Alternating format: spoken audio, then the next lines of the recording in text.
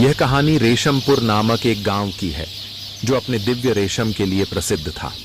इसी गांव में कवि नाम का एक साधारण बुनकर रहता था।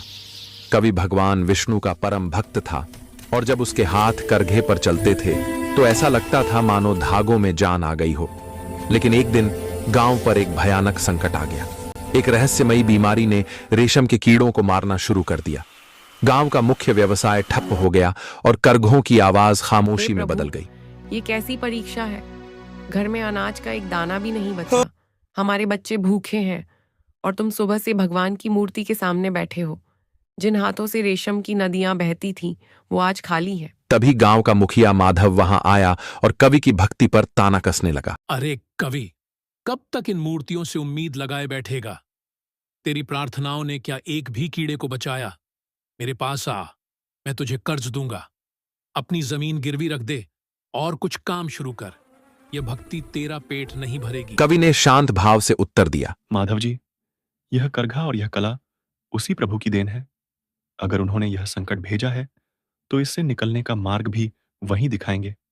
मेरा विश्वास कर्ज के बोझ से कहीं ज्यादा मजबूत है। दिन बीतते गए, गांव की हालत और बिगड़ती गई। कई परिवार गांव छोड़कर चले गए। कवि का परिवार भी भूख से बेहाल था, लेकिन उसने अपनी भक्ति और इंसानियत नहीं छोड़ी। वह बचा हुआ थोड़ा सा खाना अपने से भी ज्यादा जरूरतमंद पड़ोसियों में बांट देता था। एक शाम जब तेज हवा चल रही थी, एक बूढ़ा और बीमार साधु गांव में आया। वह थका हुआ और भूखा था। उसने गांव वालों से मदद मांगी, पर सबने उसे दुत्कार दिया। बाबा, हमारे पास खुद के लिए कुछ नहीं है, हम तुम्हें क्या देंगे? थका हारा साधु अंत में कवि की कुटिया के पास पहुंचा और वहीं गिर पड़ा। कवि ने दौड़कर उसे उठाया और अपने घर के भीतर ले गया। हम पहले से ही मुसीबत में हैं। अगर उन्हें कुछ हो गया तो? हम उन्हें ऐसे नहीं छोड़ सकते। लेकिन कवि और लीला ने साधु की सेवा की। साधु ठंड से कांप रहा था। तब कवि ने अपनी सबसे कीमती रेशम की शॉल निकालकर उसे ओढ़ा दी। शॉल के स्पर्श करते ही एक अद्भुत प्रकाश फैल गया। बीमार साधु के स्थान पर स्वयं भगवान विष्णु प्रकट हो गए। उठो कवि, तुम्हारी भक्ति और निस्वार्थ सेवा ने मुझे यहां आने पर विवश कर दिया। तुमने उस संकट में भी धर्म नहीं छोड़ा जब सबने अपनी आस्था खो दी थी। तुमने भूखे रहकर एक भूखे को भोजन कराया और अपनी सबसे प्रिय वस्तु एक जरूरतमंद को दे दी। तुम्हारी परीक्षा पूरी हुई। भगवान विष्णु ने कवि की भक्ति से प्रसन्न होकर गांव की ओर आशीर्वाद दिया। क्षण भर में सभी रेशम के कीड़े जीवित हो उठे और उनसे निकलने वाला रेशम सोने की तरह चमकने लगा, पहले से भी ज्यादा दिव्य और कोमल।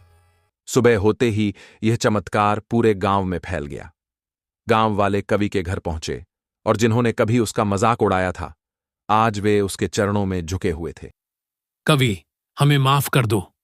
हम धन और दुनियावी चीजों के पीछे भागते रहे और तुम ईश्वर की भक्ति में लगे रहे। आज तुम्हारी सच्ची श्रद्धा ने न केवल तुम्हें बल्कि पूरे गांव को बचा लिया।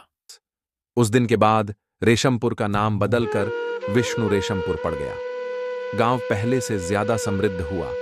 हर घर में करघे की आवाज फिर से गूंज उठी, लेकिन इस बार उस आवाज में भक्ति और आस्था की झंकार थी। कवि की कहानी पीढ़ियों तक सुनाई गई, जो यह सिखाती रही कि जब विश्वास सच्चा हो तो चमत्कार अवश्य होते हैं।